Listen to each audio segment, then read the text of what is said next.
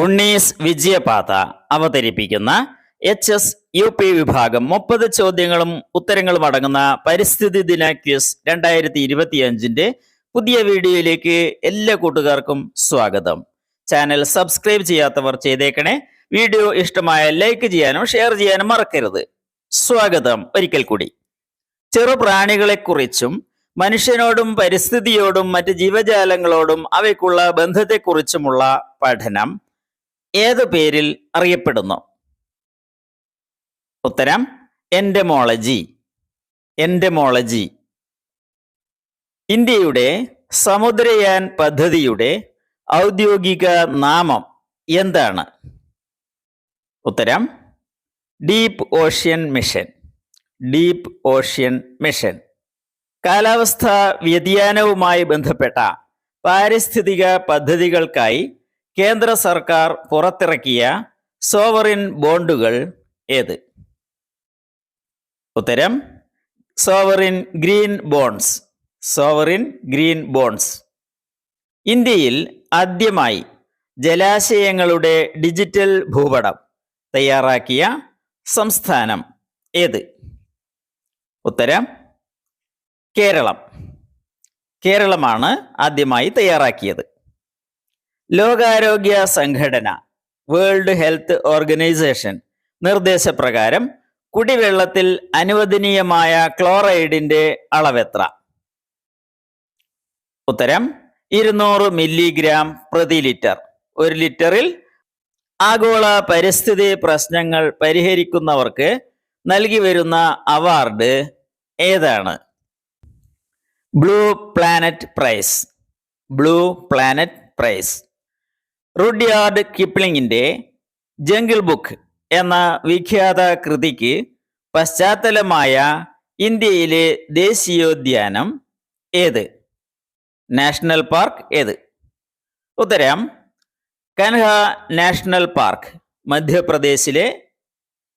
വിദേശികൾ വേപ്പിന്റെ പേറ്റന്റ് അഥവാ കുത്തകാവകാശം നേടിയതിനെതിരെ നടത്തിയ നിയമ പോരാട്ടത്തിൽ വിജയിയായ ഇന്ത്യൻ പരിസ്ഥിതി പ്രവർത്തക? ഉത്തരം വന്ദന ശിവ.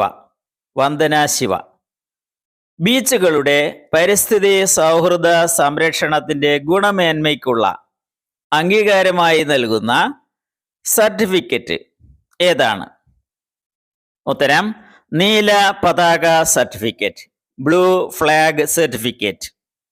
അരുണാചൽ പ്രദേശിലെ തെയിൽ വന്യജീവി സങ്കേതത്തിൽ പുതുതായി കണ്ടെത്തിയ സിനോഫ്രീസ് അപതാനി എന്ന ഇനം തവളകളുടെ പ്രത്യേകത? ഉത്തരം കൊമ്പുള്ള തവള ഇനം. കൊമ്പുള്ള തവള ഇനമാണ്. 2025 ലോക പരിസ്ഥിതി ദിന ആഘോഷങ്ങൾക്ക് ആതിഥ്യം വഹിക്കുന്ന രാജ്യം ഏതാണ്? ഉത്തരം ദക്ഷിണ കൊറിയ. Republic of Korea. 2025 പരിസ്ഥിതി ദിനാഘോഷത്തിന്റെ തീം എന്താണ്? ഉത്തരം ആഗോളതലത്തിൽ പ്ലാസ്റ്റിക് മലിനീകരണം അവസാനിപ്പിക്കുക. തദ്ദേശീയ സസ്യ വൈവിധ്യത്തിന് ഭീഷണി സൃഷ്ടിച്ചുകൊണ്ട് കേരളത്തിലെ വനങ്ങളിൽ വ്യാപകമായി കണ്ടുവരുന്ന മഞ്ഞപ്പൂക്കളുള്ള അധിനിവേശ സസ്യം? ഉത്തരം മഞ്ഞക്കൊന്ന. മഞ്ഞക്കൊന്ന. നമ്മുടെ വനങ്ങളിലെ അധിനിവേശ സസ്യങ്ങളെ നീക്കം ചെയ്ത് അവയുടെ സ്വാഭാവിക ജൈവ വ്യവസ്ഥ പുനഃസൃഷ്ടിക്കാനുള്ള കേരള സർക്കാർ പദ്ധതി, അതിൻ്റെ പേര് വനദീപ്തി. വനദീപ്തി. പൂമ്പാറ്റകളുടെ ദേശാടനം കേരളത്തിൽ ആദ്യമായി നിരീക്ഷിക്കപ്പെട്ടത് ഏത് വന്യജീവി സങ്കേതത്തിലാണ്? ഉത്തരം ആറളം വന്യജീവി സങ്കേതം. കണ്ണൂർ ജില്ലയിലുള്ള ആറളം വന്യജീവി സങ്കേതം. IQAir 2024 റിപ്പോർട്ട് പ്രകാരം ഇന്ത്യയിൽ ഏറ്റവും വായു മലിനീകരണമുള്ള മെട്രോ നഗരം ഏതാണ്? ഉത്തരം ഡൽഹി. ഡൽഹിയിലാണ്. ഇന്ത്യയിലെ ഏതു ടൈഗർ റിസർവിലാണ് കാട്ടുതീ നേരത്തെ കണ്ടെത്തുന്നതിന് AI സംവിധാനം സ്ഥാപിച്ചിട്ടുള്ളത്? ഉത്തരം പെഞ്ച് ടൈഗർ റിസർവ്, മധ്യപ്രദേശിലെ പെഞ്ച് ടൈഗർ റിസർവ്.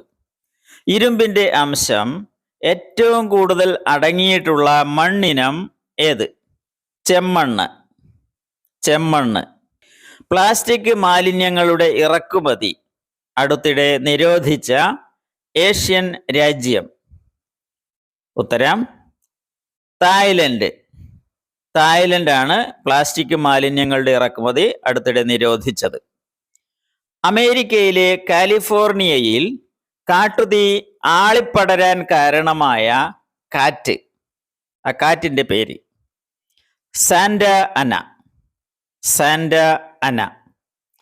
മൂകസസ്യങ്ങൾക്ക് നാവ് നൽകിയ ഋഷീന്ദ്രൻ മഹാകവി ടാഗോർ ഇങ്ങനെ വിശേഷിപ്പിച്ചത് ഏതു ശാസ്ത്രജ്ഞനെ? JC ബോസ്, ജഗദീഷ് ചന്ദ്ര ബോസ്. 2023 ജനുവരിയിൽ കേന്ദ്ര സർക്കാർ വന്യജീവി സംരക്ഷണ നിയമത്തിന്റെ പട്ടികയിൽ ഉൾപ്പെടുത്തിയ കേരളത്തിലെ സസ്യം ഏതാണ്? ഉത്തരം നീലക്കുറിഞ്ഞി. നീലക്കുറിഞ്ഞി. കന്നുകാലി വളർത്തലിന് കാർബൺ ടാക്സ് ഏർപ്പെടുത്തിയ ആദ്യ രാജ്യം? കാർബൺ നികുതി ഏർപ്പെടുത്തിയ ആദ്യ രാജ്യം? ഉത്തരം ഡെൻമാർക്ക്, യൂറോപ്യൻ രാജ്യമായ ഡെൻമാർക്ക്. വംശനാശം സംഭവിച്ചു എന്നു കരുതിയതും 140 വർഷങ്ങൾക്കു ശേഷം വാഗമൺ മലനിരകളിൽ ഗവേഷകർ കണ്ടെത്തിയതുമായ സസ്യം ഏത്? ഉത്തരം പൂവാങ്കുരുനില. 1880 ശേഷം ഇപ്പോഴാണ് ഇത് കണ്ടെത്തിയത്. അന്തരീക്ഷ വായുവിൽ നിന്നും നൈട്രജൻ സ്വീകരിച്ച് നൈട്രേറ്റ് ആക്കുന്ന ബാക്ടീരിയ റൈസോബിയം ഏത് സസ്യത്തിന്റെ വേരിലാണ് കാണപ്പെടുന്നത്? ഉത്തരം പയർ. പയർ ചെടികളുടെ വേരിൽ. Please like and share. Unnis Vijayapatha subscribe. സമീപകാലത്ത് രാജ്യത്തെ ഭക്ഷ്യക്ഷാമം പരിഹരിക്കാൻ വന്യമൃഗങ്ങളെ കൊല്ലാൻ അനുമതി നൽകിയ ആഫ്രിക്കൻ രാജ്യം? ഉത്തരം നമീബിയ.